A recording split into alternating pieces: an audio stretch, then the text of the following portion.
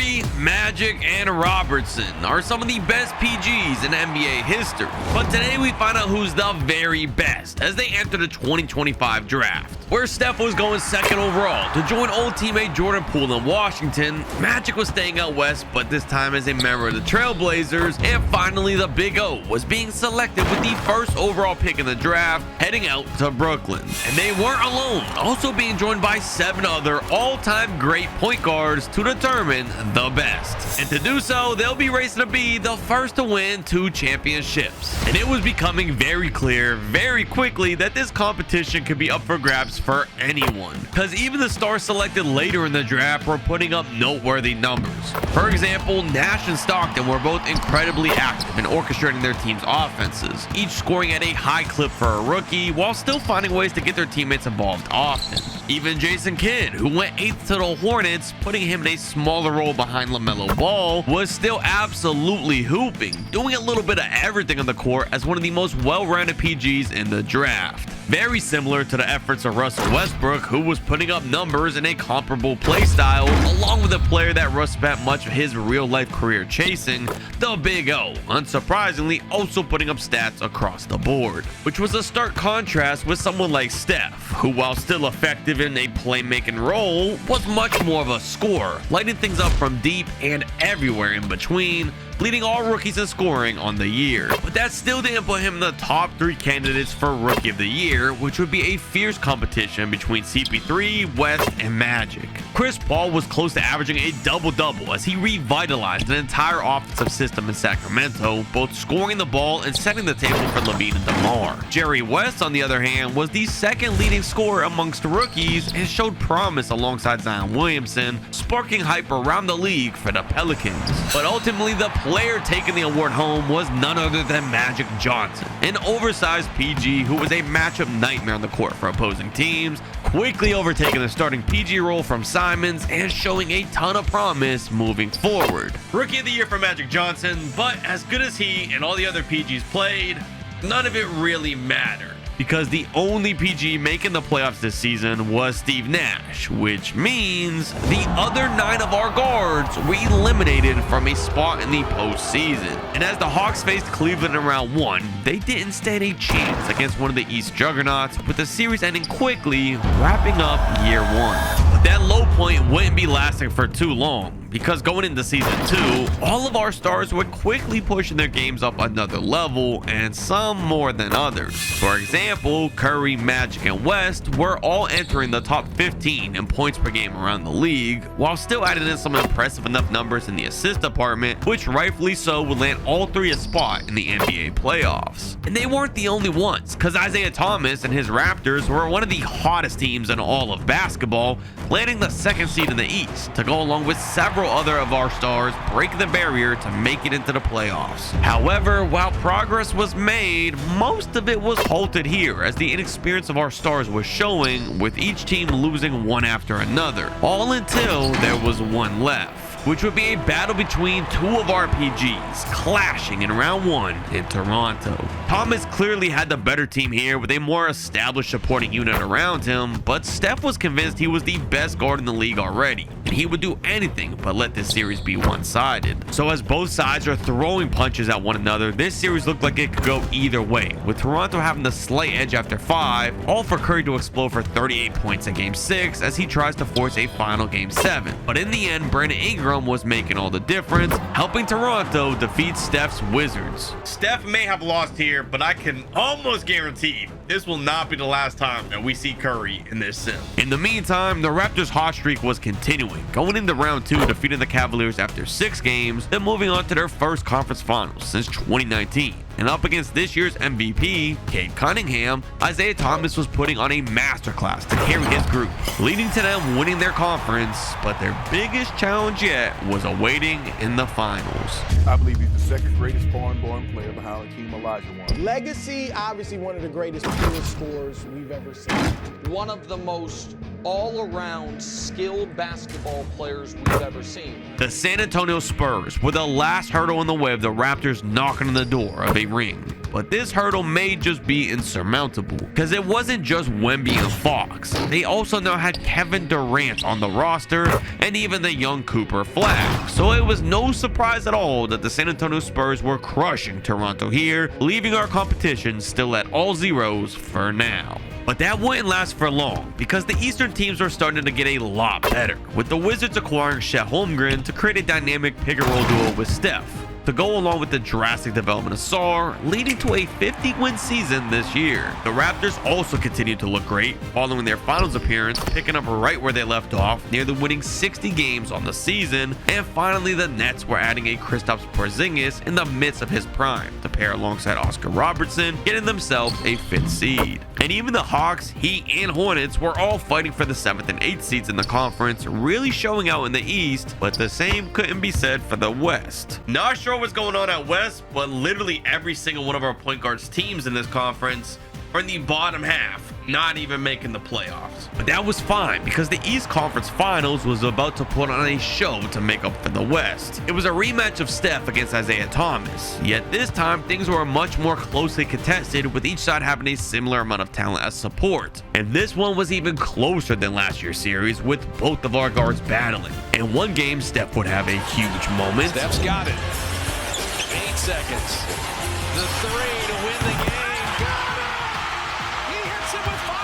Taking home a win with a clutch shot for Washington, only for the next game Thomas would erupt with a massive scoring output to give his team the win, and this type of play would continue back and forth until this thing was all knotted up for a Game 7. And when you take into account that out West, the 7th seeded Warriors won their conference, whoever wins Game 7 probably wins a ring, which made things even more intense as it was coming down to the last seconds to determine the winner. We have a down-to-the-wire Game 7 in the Eastern Conference Finals between Steph Curry and Isaiah Thomas. A little rivalry between these two early in the simulation. Isaiah driving it on Steph. A lot of contact, no foul, but he does get him within 1. The Wizards now on the other end have an opportunity to match that bucket from Thomas. Steph with it, driving it in just like IT. IT with the block. Colin Lee on the fast break now. 2 guys to beat. He's slowing it down. The Raptors have an opportunity to take the lead here. Thomas in the corner, the pump. I thought he was going to pull it. He drives it in. There's the trigger on the pull-up. That one is offside aboard. Washington with it now. Hood Schifino with the ball. They found Curry wide open. You can't let him have it.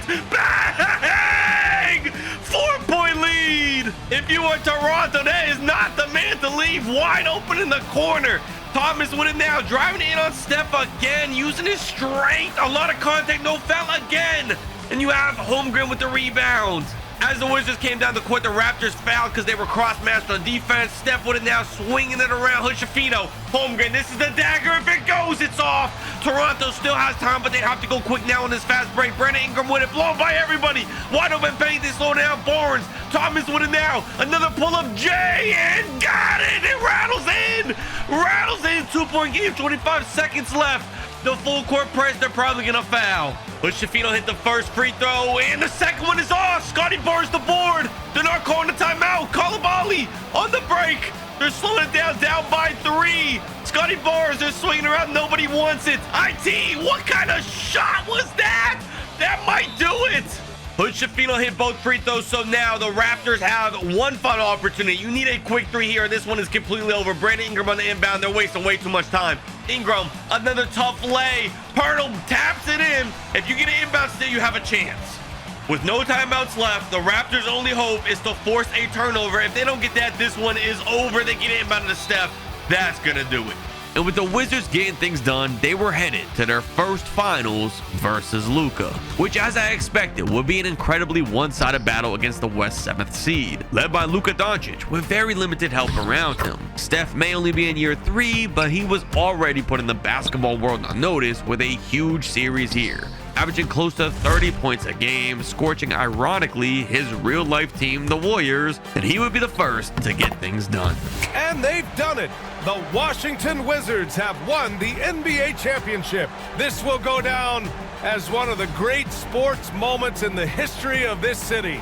And while some may say that this championship was all luck against the 7th seed, it didn't matter at the end of the day, because Steph was still becoming the first player in this competition to win a ring. And to make matters worse, he'd be right back in the finals come 2029, giving him a chance to already win this whole thing.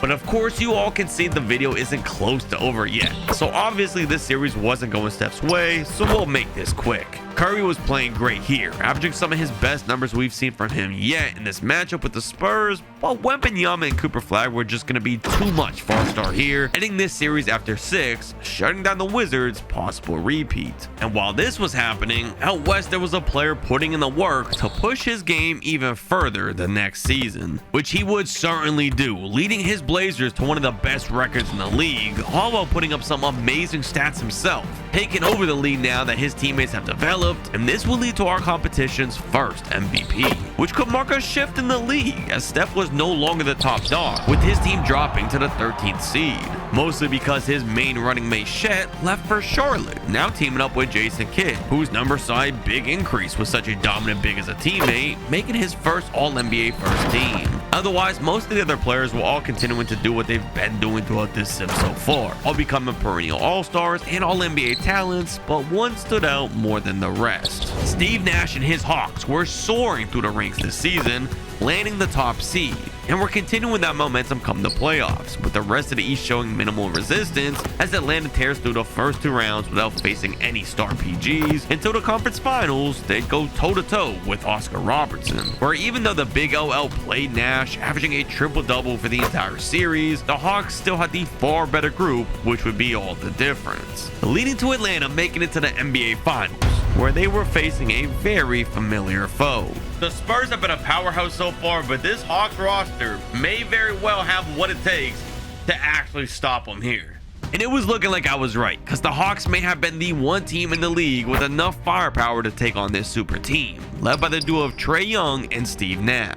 Not only that, but they also had some high-level defenders to match up with both Flag and Wemby, which seemed to be the exact formula for success. Because while San Antonio would steal 2 games, the Hawks were in the driver's seat for the most part as they secured the championship after 6. Now giving Nash his first ring, matching up with Curry, only 1 ring away from winning it all. But that wasn't happening just yet, because the East was on fire as we've seen all sim, and some other teams were stepping up to the plate as well, like the Raptors, whose Cameron Boozer was crowned as this season's MVP, and he looked to be on a mission carrying his team this year, kicking off the playoffs with a round 1 matchup against Stockton's Heat, where Isaiah Thomas would play his role alongside Boozer to overcome a member of his draft class, just to follow that up against another one of his point guard competitors in round 2, Jason Kidd, who now has the full reins of the team after LaMelo Ball left, but unfortunately wouldn't have enough in the tank to defeat Thomas, who is coming out on top after a close 7-game duel. And finally, in the conference finals, Thomas was capping off an incredible playoff run by going toe-to-toe with yet another one of his PG competitors, coming out on top against the defending champion Steve Nash, winning the series after only 5,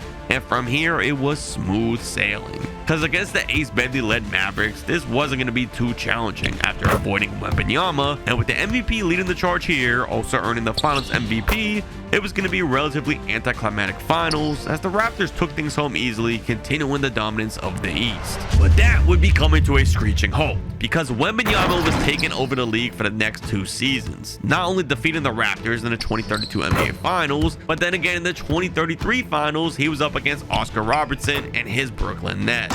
And it would be a bloodbath with the Spurs taking things home. And as we conclude this season, it's been a long while since we've talked about any West PGs, which is because for the most part, they either had losing records or once they made the playoffs, they were losing quickly. However, their time was about to come, because Chris Paul has been quietly developing with Sacramento and was becoming one of the absolute best players in the league. Not only was he a great playmaker, as we all know, but in this reality, he was becoming even more of an efficient scorer than he was in real life, looking to attack with the basketball at any given opportunity, and the loyalty to Sacramento was paying off. Through free agency, they finally brought in some help, adding AJ Dibanza to the mix, who has been an MVP candidate for the last couple seasons, which led to the Kings having the top record. And after landing a 70-win season, you'd be hard-pressed to find a team that could contend with this one in a 7-game series, as they ripped through the West, landing a spot in Chris Paul's first ever NBA Finals. And his foe on the other end was Jason Kidd, also appearing in his first Finals. Unfortunately though for Jason, it was going to be very short-lived, because CP3 and his group had only lost 2 total games in the playoffs so far and weren't going to be losing much more, dominating Charlotte in an easy sweep, landing Chris Paul a ring in this reality, and I was shocked. I literally cannot believe it. Not only did Chris Paul actually win a ring, but the Sacramento Kings broke their curse and they both won a ring in the simulation. And I'm not sure anyone can stop them. 70 wins is insane. But that was up in the air come the second round of the 35 playoffs, with Russell Westbrook now running the point for the top seed in basketball, giving Sacramento a run for their money, using his size and athleticism to his advantage against the smaller CP3. But don't count Paul out so easily, because he was using his basketball IQ to gain the upper hand every chance he had as well, which gave us a back and forth battle between these two, with neither side being able to pull away, in what is so far easily our closest matchup between two of our point guards, eventually boiling down to a Game 7 series primed for an exciting finish. Because as both sides continue to go at each other in the tie-breaking game, we still weren't seeing an end in sight, with everything all tied up and only a few possessions remaining late. We have a tight Game 7 between two of our point guards right now. Currently the Jazz have the edge, which would be huge for Westbrook, who hasn't done much yet in this competition. Right now up by 3 with just under 2 minutes remaining in the game. I don't know who a lot of these people are in the future, but number 5 drives it in. He misses Wabington the board. On the other end, Sacramento has it, desperately needing to find a bucket. Mattis Buzelis is swinging around AJ Divinanza. He has been great for them in the last couple of seasons. Driving to the paint, Divanza with the dunk, gets him within 1. Utah now on the other end. It's kind of hard to narrate these when I don't know half of these players, but I'm trying my best here. Russ with the screen, trying to get freed from CP3, the smaller player. Williams wide open, got it! Sinks it in to extend the lead to 4. If Sacramento is going to have a chance here, they have to go quick. Divanza again slams it all over him. Gets them within 2. Now they're 1 stop away with the opportunity to tie the game or take the lead. Number 5 coming up again. He looks to be an aggressive scorer. Nowhere to go right now. He's driving in, trying to force it. E. Williams again hit the shot last time. Can he do it again? Sinks it again. That was one of the most random timeouts I've ever seen. They were in the middle of an alley-oop, but I guess they didn't like that. Now Mattis Buzelis has to get the inbound off to get it into Branham.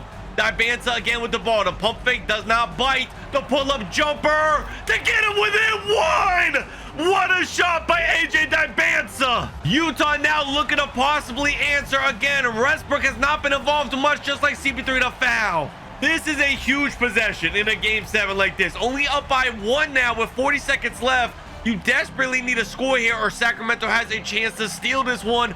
Number 5, the drive, it gets sent away, packing at the rim. Divanza with it again. He has not been able to be stopped yet. CP3 on Russ. Russ, the great dance off for us, the board. A huge play between two of our stars. Westbrook now, 5 seconds separated the shot clock and game clock. Sacramento is not fouling. They're going for the dagger right here. Number 5, Mattis on him. 11 seconds left on the shot clock. 10.